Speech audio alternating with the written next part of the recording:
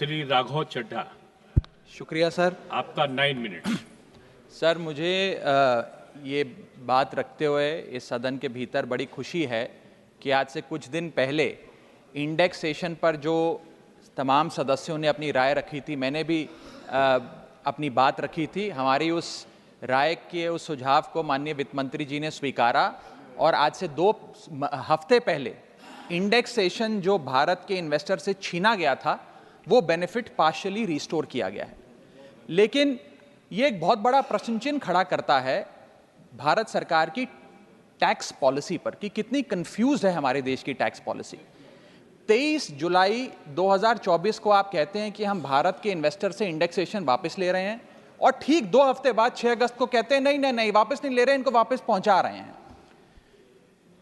ये दिखाता है कि जब आप बिना सोचे समझे या किसी अर्थशास्त्री की राय पर नहीं, जिन लोगों को अर्थशास्त्र के बारे में जानकारी नहीं है उनकी राय पे अगर बजट बनाएंगे तो इसी प्रकार के फ्लिप फ्लॉप्स देखने को मिलेंगे। सर, मैं बताना चाहता हूं कि इंडेक्सेशन को भारत के निवेशक से छीनना उसकी कमर तोड़ने जैसा है। जैसा कि मैंने पहले भी बात रखी थी कि इंडेक्सेशन को फुल्ली रिस्टोर करने की जरूरत है, लेकिन अभी भी कल जो अमेंडमेंट फाइनेंस बिल में लाया गया है वित्त मंत्रालय द्वारा, उसमें भी इंडेक्सेशन पार्शियली रिस्टोर किया गया है, फुल्ली रिस्टोर नहीं किया गया। उसमें भी एक पेच है और पेच ये है कि तमाम एसेट क्लासेस पे इंडेक्सेशन नहीं रिस्टोर किया जा रहा, मात्र इमूवेबल प्रॉपर्टी यानी कि लैंड और बिल्डिंग पे रिस्टोर किया जा रहा है। और दूसरी चीज, 23 जुलाई 2024 के बाद खरीदे गए किसी भी एसेट में, किसी भी इन्वेस्टमेंट पर इंडेक्सेशन नहीं दिया जाएगा। मैं आज आपके माध्यम से सरकार से मांग करूंगा कि इंडेक्सेशन को फुल्ली रिस्टोर किया जाए, सारे एसेट क्लासेस पर रिस्टोर किया जाए और 23 जुलाई 2024 के बाद खरीदे गए, बाद निवेश किए गए एसेट क्लासेस में भी इंडेक्सेशन का बेनिफिट मिलना चाहिए।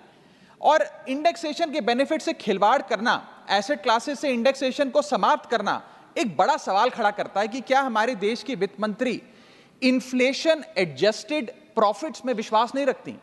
क्या उन्हें इन्फ्लेशन का ज्ञान नहीं है? क्या वो जानती नहीं कि इस देश में महंगाई एक प्लेग की तरह फैलती जा रही है?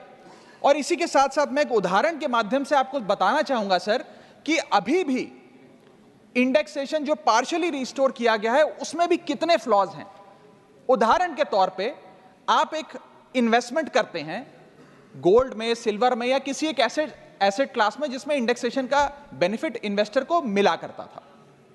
आपने 1 करोड़ का इन्वेस्टमेंट एसेट ए में किया 31 मार्च 2001 को और उसके ठीक अगले दिन 1 अप्रैल 2001 को एसेट बी में भी 1 करोड़ का इन्वेस्टमेंट किया। वो दोनों एसेट 7% CAGR के हिसाब से, कंपाउंडेड एनुअल ग्रोथ रेट के हिसाब से बढ़ते रहे और आज वर्ष 2024 में उन दोनों इन्वेस्टमेंट्स की आज वैल्यू 5 करोड़ रुपए ईच है। अब आप ये दोनों एसेट ए और एसेट बी बेचते हैं बाजार में वर्ष 2024 में और दोनों पे अलग अलग टैक्स आपको देना पड़ता है। ये मैं आपके सामने दर्शाना चाहता हूं। जब आप एसेट ए बेचते हैं जो आपने 31 मार्च 2001 को खरीदा, यानी कि 1 अप्रैल 2001 से पहले, तो आपको इंडेक्सेशन का फायदा मिलेगा। यानी कि आपका सेल प्राइस होगा 5 करोड़, आपका परचेस प्राइस है 1 करोड़, लेकिन इन्फ्लेशन एडजस्टेड परचेस प्राइस आपका 3 करोड़ 63 लाख माना जाएगा। यानी कि 5 करोड़ माइनस 3 करोड़ 63 लाख, आपका प्रॉफिट हुआ 1 करोड़ 37 लाख। उस 1 करोड़ 37 लाख पे 20% के हिसाब से आपको 27 लाख 40 हजार रुपए टैक्स देना पड़ेगा अगर आप एसेट ए बेचते हैं। लेकिन जब आप एसेट बी बेचते हैं जिसपे आपको इंडेक्सेशन का फायदा नहीं दे रही सरकार, क्योंकि वो आपने अगले दिन दूसरे वित्तीय वर्ष यानी कि 1 अप्रैल 2001 को खरीदा, तो आपकी सेल प्राइस है 5 करोड़, आपकी परचेस प्राइस है 1 करोड़, आपका मुनाफा हो गया 4 करोड़ का और 4 करोड़ पे 12.5% के हिसाब से आपको टैक्स देना पड़ेगा जो कि है 50 लाख रुपए। यानी कि एसेट ए जो आपने 31 मार्च को खरीदा 1 करोड़ का, 31 मार्च 2001 को, और आज आप उसे 5 करोड़ का बेचते हैं तो आपको मात्र 27 लाख रुपए इनकम टैक्स देना पड़ता है। लेकिन जो अगले दिन आपने 1 करोड़ रुपए का निवेश किया 1 अप्रैल 2001 को और उसको 2024 में बेचते हैं तो उस पर 50 लाख रुपए का टैक्स देना पड़ता है। सिर्फ एक दिन के भीतर आपका टैक्स लायबिलिटी 27 लाख से बढ़कर 50 लाख हो जाती है। यह है इंडेक्सेशन का खेल। इसलिए मैं सरकार से अनुरोध करूंगा कि इंडेक्सेशन को सारे एसेट क्लासेस पे रिस्टोर करना चाहिए और कोई कट ऑफ डेट 23 जुलाई के पहले खरीदा गया एसेट और 23 जुलाई 2024 के बाद खरीदा गया एसेट, इस प्रकार की कट ऑफ डेट नहीं होनी चाहिए। Sir, inflation is taxation without legislation. महंगाई वो दीमक है जो हमारे देश को खा रहा है, इसीलिए हम इन्फ्लेशन एडजस्टेड रिटर्न्स पे इनकम टैक्स लगाते हैं। और अगर हम ये सोच रहे हैं कि कल की जो अमेंडमेंट हुई इससे रियल एस्टेट मार्केट में को बड़ा उछाल आ जाएगा, तो ऐसा नहीं आने वाला सर। आज हमारे होम बायर्स हो या इन्वेस्टर्स हो, वो रियल एस्टेट खरीदने से बचेंगे, क्योंकि 23 जुलाई 2024 के बाद खरीदा गया जो भी एसेट है उस पर तो इंडेक्सेशन मिलेगा नहीं। आपने मात्र 23 जुलाई से पहले खरीदे गए एसेट्स पे इंडेक्सेशन दिया। और इसी के साथ साथ एक बहुत बड़ी रीसेल मार्केट हिंदुस्तान में रियल एस्टेट की, क्योंकि हर व्यक्ति नया घर नहीं खरीद सकता, इसलिए रीसेल होती है। रीसेल मार्केट में भारी गिरावट देखी जा रही है। जब मकान बिकेंगे नहीं तो रेंटल इनकम बढ़ेगी। लोगों के मकानों के किराए में एक भारी उछाल देखा जा रहा है, लोगों का खर्च बढ़ने वाला। और इसी के साथ साथ जो फॉरेन इन्वेस्टमेंट भारत के रियल एस्टेट में होता है वो भी गिरने वाला है, ऐसी मैं आज इस सदन में भविष्यवाणी करता हूं। इसके साथ साथ रिटेल इन्वेस्टर यानी कि भारत के मिडिल क्लास की कमर तोड़ने का काम सरकार ने कैसे किया। एक ही बजट में शॉर्ट टर्म कैपिटल गेन को 15% से बढ़ाकर 20% कर दिया और उसी बजट में लॉन्ग टर्म कैपिटल गेन को 10% से बढ़ाकर 12.5% कर दिया इक्विटी पे और अन्य पदार्थों पे। यानी कि आप एक ही बजट से तमाम तरीके के इन्वेस्टर्स जो शॉर्ट टर्म के लिए एक छोटी अवधि के लिए एसेट खरीदते हैं या लंबी अवधि के लिए एसेट खरीदते हैं, दोनों की कमर आपने तोड़ने का काम किया और इस देश में रिटेल इन्वेस्टर को कुचलने का काम यह सरकार करने जा रही है। मैं आपके माध्यम से अनुरोध करूंगा कि don't take middle class retail investor for granted. हमें कैसे फाइनेंशियल इंक्लूजन इस देश में बढ़ानी है उस दिशा में काम करना चाहिए, ना कि कैसे हम इस देश में इन्वेस्टर्स, हाउस होल्ड इन्वेस्टमेंट्स और रिटेल इन्वेस्टमेंट्स को कम करें, उस सिलसिले में हम काम करें। मेरा दूसरा भाग आज के वक्तव्य का है जीएसटी पर। पहले तो मैं सरकार के मंत्री नितिन गडकरी जी का जो एक चिट्ठी सामने आई, उन्होंने अपनी सरकार के वित्त मंत्री को चिट्ठी लिखते हुए कहा कि लाइफ इंश्योरेंस और हेल्थ इंश्योरेंस पर जो 18% जीएसटी लगाया उसे वापस लिया जाए।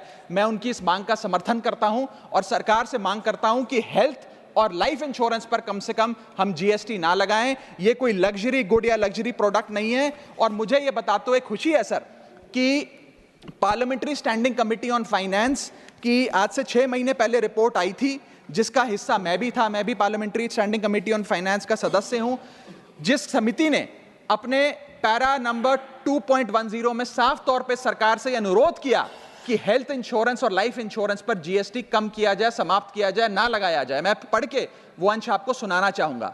The committee feels that there is a need to rationalise the GST rate on insurance products, especially health and term insurance, which is 18% at present.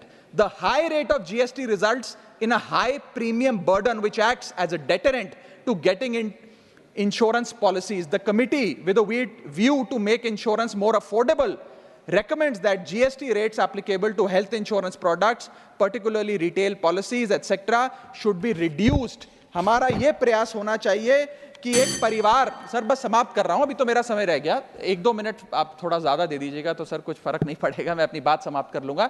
Health insurance पे और लाइफ इंश्योरेंस पर हमें टैक्स समाप्त करके लोगों को इंसेंटिवाइज करना चाहिए कि ज्यादा से ज्यादा परिवार भारत के हेल्थ इंश्योरेंस के कवर में आए, लाइफ इंश्योरेंस के कवर में आए। जो मैं सरकार से मांग करूंगा। और सर एक बड़ा इंपॉर्टेंट पहलू मैं आपके सामने हाईलाइट करना चाहूंगा। इस देश में इन्फ्लेशन पर भी जीएसटी लग रहा है। वो कैसे लग रहा है? एक प्रोडक्ट जो 100 रुपए का बिकता था उस पर 18% जीएसटी हुआ करता था। आज वो वस्तु महंगी हो गई, 100 से 150 रुपए की बिकने लगी, अब 18% 150 रुपए पे लगने लगा। यानी कि 50 रुपए की जो महंगाई है उस पर भी सरकार जीएसटी लेने लग गई है, which is GST on inflation. मैं चाहूंगा कि सरकार इस पर विचार करे। और अंत में सर अपनी बात समाप्त करने से पहले एक और दिलचस्प मुद्दा आपके समक्ष रखना चाहूंगा, which is problem of multiple taxation. हम लोग एक ही चीज पर न जाने कितनी बार टैक्स भरते हैं। जैसे कि जब आप पैसा कमाते हैं तो इनकम टैक्स भरते हैं, उस इनकम से आप गाड़ी खरीदते हैं तो गाड़ी खरीदने पर जीएसटी देते हैं।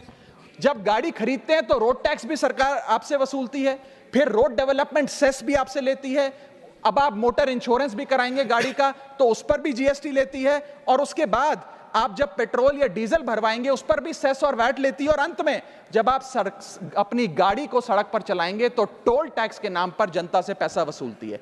That is multiple taxation points. इतने सारे टैक्सेशन ओवरलोड कर कर हम इस देश के आम आदमी का खून चूस रहे हैं सर। और सबसे बड़ी प्रॉब्लम इस देश की आज जो बनती जा रही है आम आदमी के लिए वो है टोल टैक्स। सांसद और मंत्री को टोल टैक्स नहीं देना पड़ता, हमें छूट है टोल टैक्स से, लेकिन इस देश के आम आदमी को हर जगह टोल टैक्स देना पड़ता है। एक रिपोर्ट के मुताबिक हाईवे पे 2 रुपए प्रति किलोमीटर का टोल टैक्स इस देश के आम आदमी को भरना पड़ता है। और अंत में अपनी बात खत्म करूंगा मैं एक कविता सुनाकर, थोड़ा सा सर और इंटेलिजेंस चाहूंगा। और इस टैक्स रिजीम के बारे में 4 पंक्तियां लिखी हैं सर, मैं आपके सामने पेश करना चाहूंगा। सरकार का एक सूत्री मिशन है टैक्स, सरकार का कमीशन है टैक्स। जगने पे टैक्स, सोने पर टैक्स, हंसने पर टैक्स, रोने पे टैक्स, खाने पे टैक्स, पीने पे टैक्स, बच्चों की पढ़ाई पे टैक्स, बुजुर्गों की दवाई पर टैक्स, फसलों की बुआई पे टैक्स, ट्रेन और यात्रा हवाई जहाज पर टैक्स, खरीदने पर टैक्स, बेचने पे टैक्स, फैलने पे टैक्स, समेटने पे टैक्स, सड़क पे टैक्स, आसमान पे टैक्स, गाड़ी पे टैक्स, मकान पे टैक्स, सपनों पर टैक्स, अरमान पे टैक्स, खुशी पर टैक्स, मुस्कान पर टैक्स, दिन रात की गाड़ी कमाई पर टैक्स, किताब पर टैक्स, सियाही पर टैक्स, सब्जी पर टैक्स, मिठाई पर टैक्स। सरकार जनता से वसूल रही है बीजेपी से दिल लगाई पर टैक्स। बहुत बहुत शुक्रिया।